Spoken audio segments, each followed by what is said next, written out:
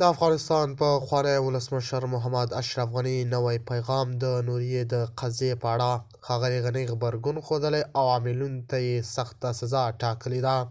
د باور ټي وي چینل درنو لیدونکو سلام، ستړي مه شئ، وخت مو پخیر. په سر کې یادونه کوم که باور ټي وي چینل مو نه وي سبسکرایب کړی، په درنښت سره باور ټي وي چینل سبسکرایب کړئ. د نوموړي په وینا نوریه چې یوه بېوزله افغان نجلۍ ده، د ټولنې یوه برخه او زموږ خور ده او هیڅوک حق نه لري چې د هغې له حالات څخه ناوړه ګټه واخلي یا یې عزت ته زیان ورسوي. هغه ټینګار کړی چې د دې نجلۍ سره شوی چلند باید په جدي ډول وڅېړل شي. اشرف غني ویلي چې هغه کسان چې د نوریې ویډیو یې خپره کړې او د هغې شخصي ژوند ته یې زیان رسولی باید وپېژندل شي او د قانون له مخې په کلکه سزا محکوم شي. د هغه په وینا عدالت یوازې هغه وخت تامینېږي چې عاملین یې محکمه او سزا وویني.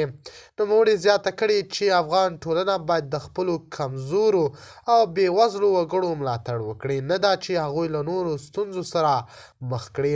هغه ویلي دي د داسې پیښو خپرول نه یوازې غیر اخلاقي دی بلکې د ټولنې په ارزښتونو هم منفي اغېز کوي. په همدې حال کې اشرف غني له ټولو افغانانو غوښتي چې د یو بل عزت ته درناوی وکړي او د ښځو او نجونو حقونه خوندي وساتي.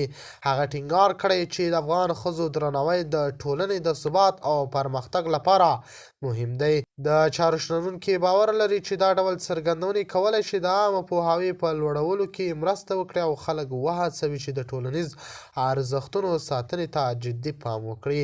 په پای کې اشرف غني یو ځل بیا ټینګار کړی چې عدالت باید د هر افغان حق وي او هیڅوک باید د بېوزلو خلکو له حالات څخه ناوړه استفاده ونه کړي. د باور ټي وي چینل درنو لیدونکو دا و زموږ ته د مهال چمتو کړی خبر. تر بیا خیر چرې.